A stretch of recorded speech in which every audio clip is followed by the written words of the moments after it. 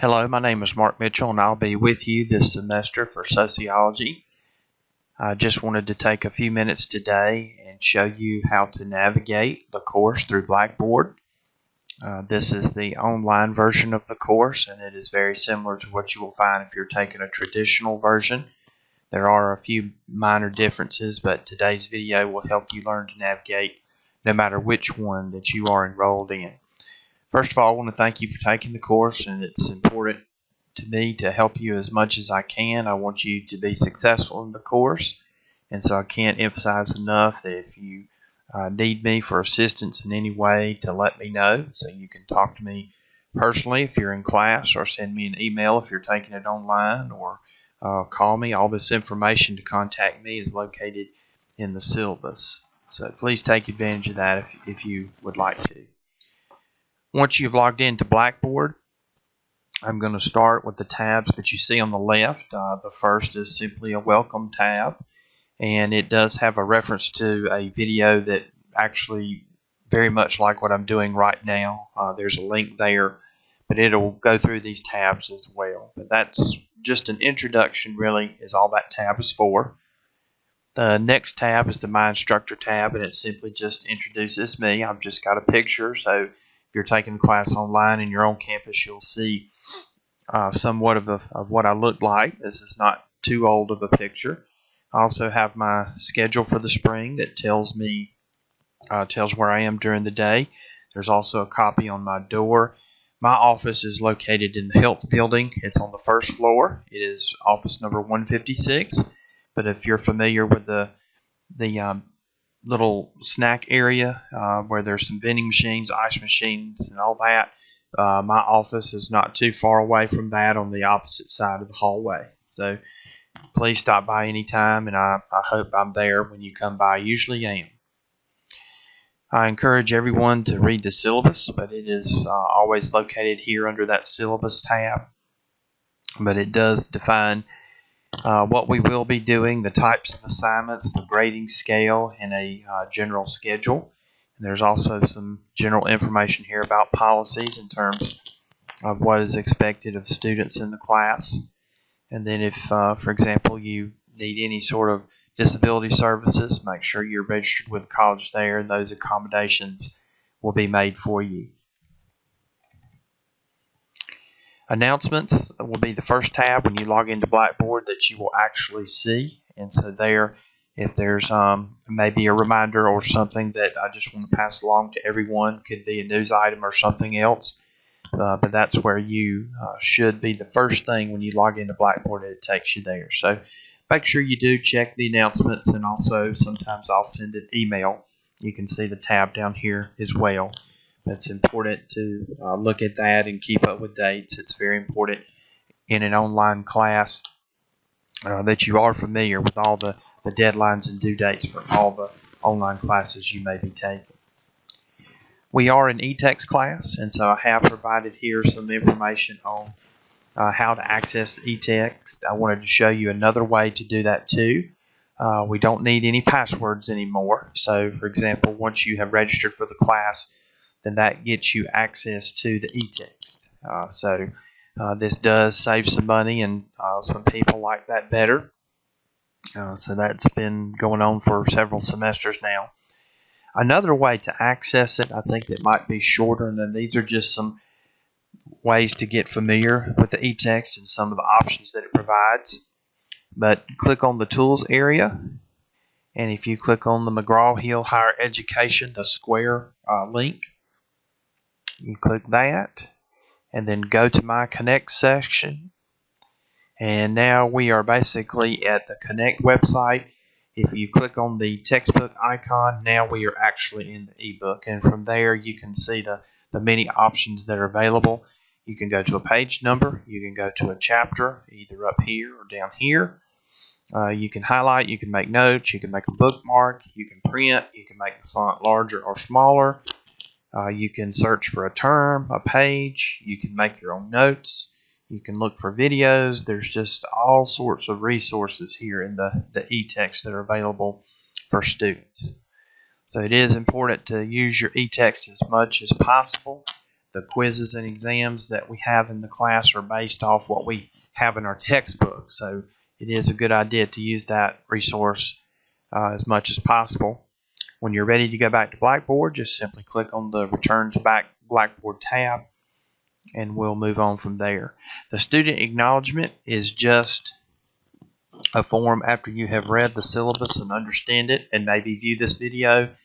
I would like you to fill out this form, and you can do this just like I'm doing it now. Fill that out. It's an editable form, and then email that back to me. But that basically just acknowledges the fact that you understand the syllabus and the criteria that's contained within and the guidelines for the course, and that students agree to abide by it. Just do that within the first few days of the course. That would be very helpful, and I can collect that information and just keep it. An email would be great.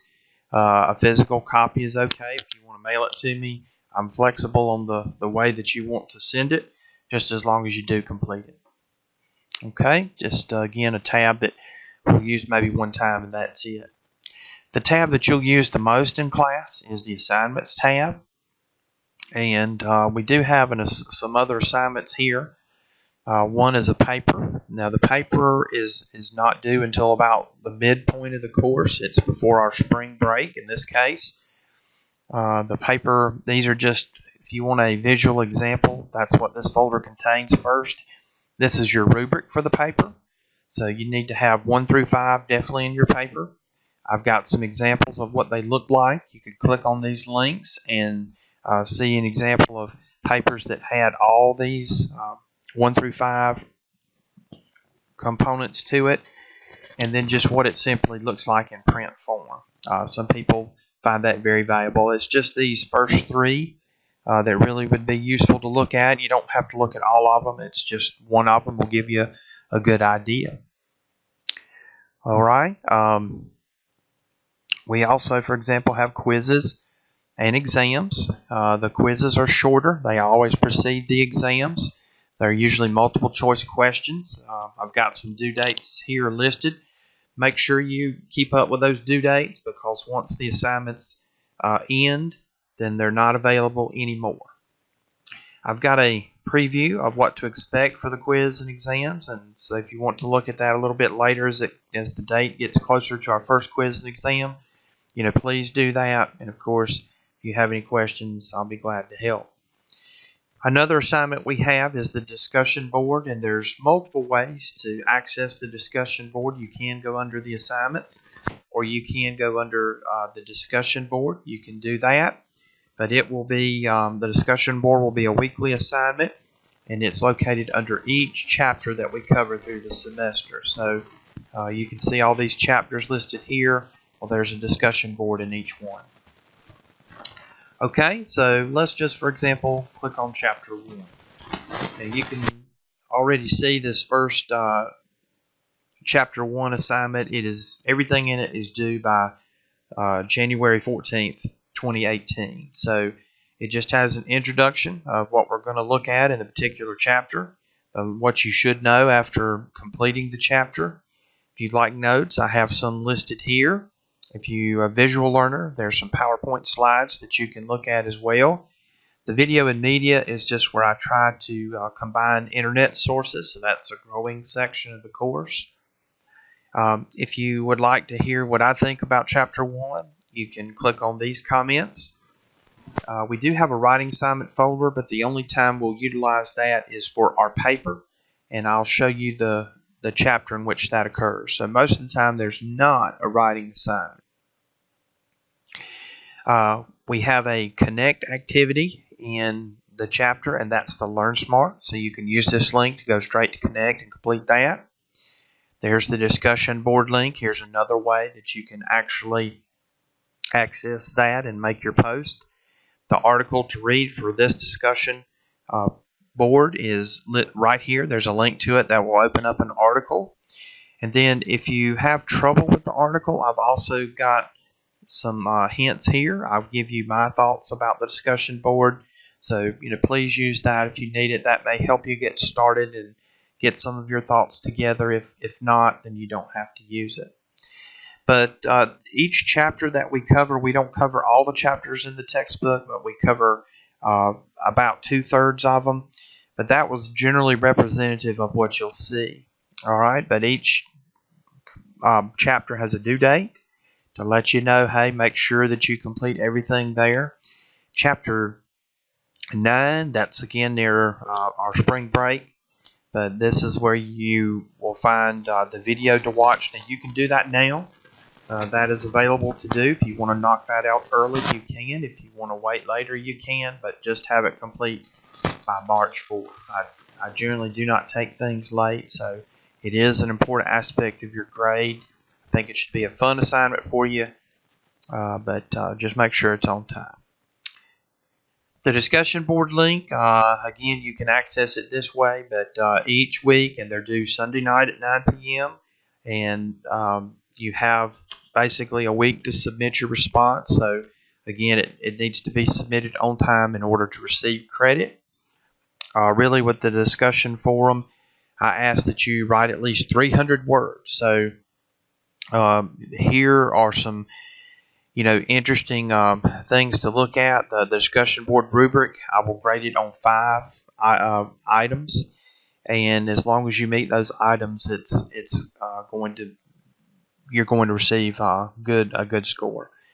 What I really want to see is half of your article telling me specific things that you read, details that you like from the article, and then the other half is what you think of it. I do check to make sure it's original material, but if it's not original material, then you will not receive credit.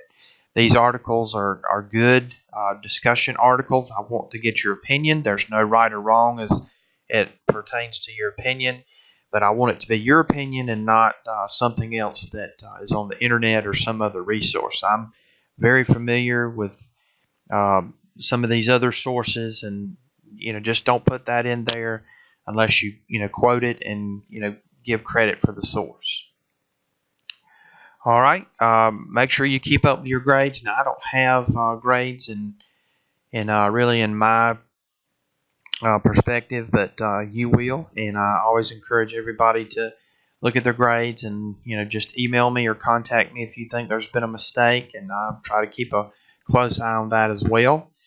When you're looking at your grade in the grade book, let me switch down here. This is something the instructor will be able to see, not students. But what I look at and will refer to with your grade is the current grade column. There are other columns, and I've tried to hide them, but they are total points, and I've mentioned in the syllabus, do not use that.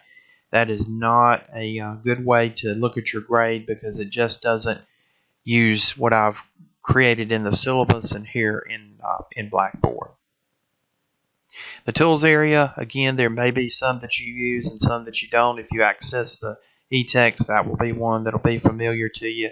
Some of these we will never use, but others are there for your convenience and if you want to explore.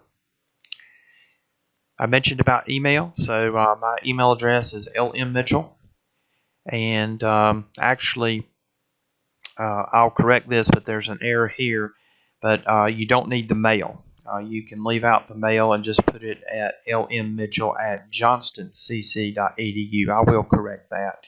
I apologize for that mistake.